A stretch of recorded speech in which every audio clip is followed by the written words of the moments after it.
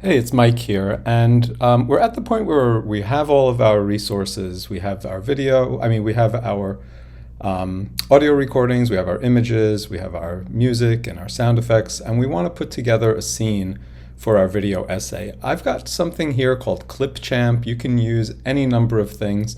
ClipChamp is kind of nice. It's a Microsoft product, so you actually have access to it. It's a little easier to use than some of the other video essay objects out there, but you could use iMovie, you could use a whole realm of different things.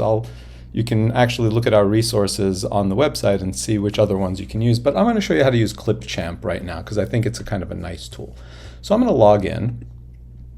And I'm logging in with my William and Mary username through Google, and that gives us a William and Mary account. And now we can go ahead and create a new video. I'm going to click on Create New Video here in ClipChamp. And I'll import my media. And cancel. I can go ahead and pull down on this little arrow here. And look, I can do it from Google Drive. So I'll say Google Drive.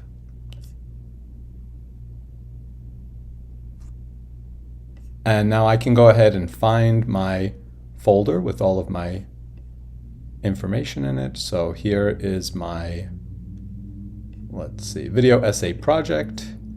And here's my scene 3. And now I can go ahead and just grab all of these files right now. And I'll say select.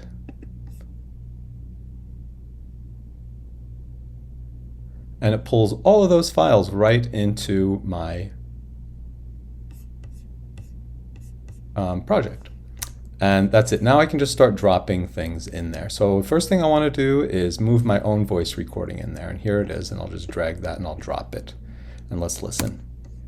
Well, the protest movement by American Jews in the 1970s and now I want to add an image about the protest movement. So here's this image, and I'll just drop that right here on the timeline. And I can go ahead and stretch that out as far as I'd like. And let's listen to that now. While the protest movement by American Jews in the 1970s and 1980s did manage to effect some change in the Soviet Union's treatment of its Jewish citizens, the long-lasting effects on American Jewry itself might have been even more significant. And now let's say I wanted to make that a change. And I'll say, okay, here's where I want this other image in here. And I'll drag that over here. And now I've got that other image, and I'll make that a little bit longer, and now I'll listen to that. One scholar who makes that argument is Maya Balakirsky-Katz. So now I'm ready for Maya Balakirsky-Katz. So I want to end that right here, and now I want to put in Maya Balakirsky-Katz's quote. Let me go find that quote, and I will be right back. So I've got the article open here. I didn't download it, but I could just take a picture of it with a screen grab. So on the Mac, it's Shift Command 4. I don't know what it is on the PC, but you can figure it out. And I'm going to select the part that I would like. I'll just grab this whole piece, and I'll take the picture. And now I can go back to my to the project, and I'll go to Import Media, and I can just grab that screenshot. And now there it is. And I want to pop it in place right there. And there it is. And now I can play it. Who says in her 2010 article in the Journal of American Jewish History, and now I can just hover over. Protest movement on behalf of Soviet Jewry in the last 2 decades of the Cold War sought to effect change for Jews behind the Iron Curtain, and in the process redefine Jewish identity in America. Okay, so I'm done with that, and I'll just drag that so that it covers the whole thing. And let's say that I wanted to have it zoomed in a little bit. I can do that as well. So I can just grab each of these pieces, and I can just zoom in so that it only shows the more important parts, and I can just drag it down to where it belongs.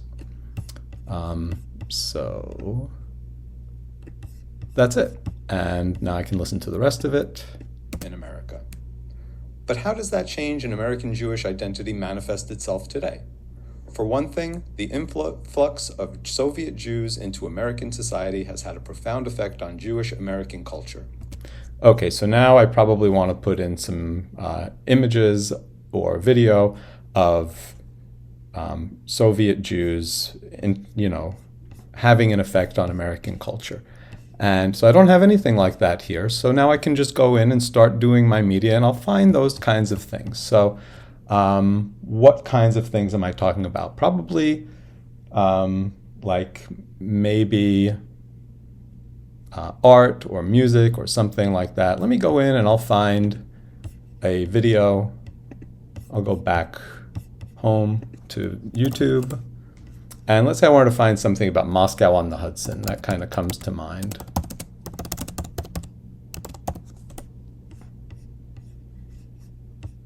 And so I've got this Moscow on the Hudson thing, and here's a Soviet Jew played by Robin Williams. And if I wanted to find something where he's actually like performing, I could find something like that. If I'm not seeing anything, I can keep searching.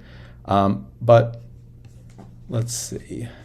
Here's a trailer. Let me look at the trailer. Robin Williams is Vladimir Ivanov. He led a fairly normal life in Moscow.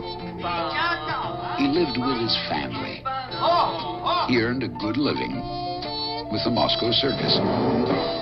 He had friends. Let's practice our English. Okay, so let's say I wanted to use that. Same thing. I'll download it with my clip grab. And I'm going to go ahead and find that YouTube, Command copy. I'll go to clip grab, and I will grab that clip. I'll download it. Moscow on the Hudson, downloads, and remember to stick it in your folder in Google Drive so you have access to it. You don't have to, but it's a little bit easier that way. Okay, so I'm done with that.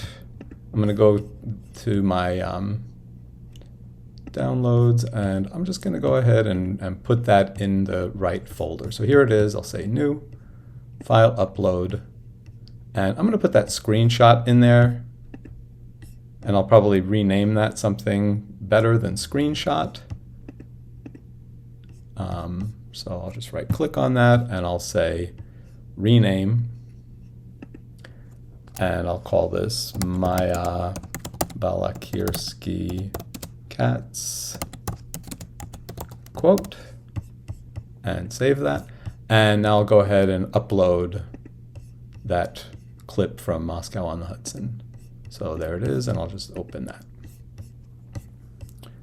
Okay, terrific. So let's go back to ClipChamp, and I'm going to import from Google Photos. Not Google Photos, from Google Drive.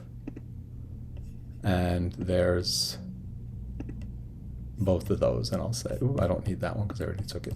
And I'll grab that Moscow on the Hudson clip.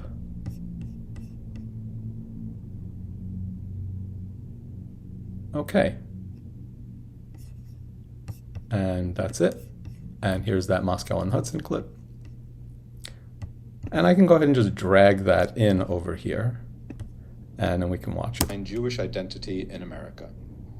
But how Robin does that Williams change in American is Jewish Vladimir identity now? Ivanov. So that audio is too loud, so let's go ahead and fix that audio. So let's see what happens here.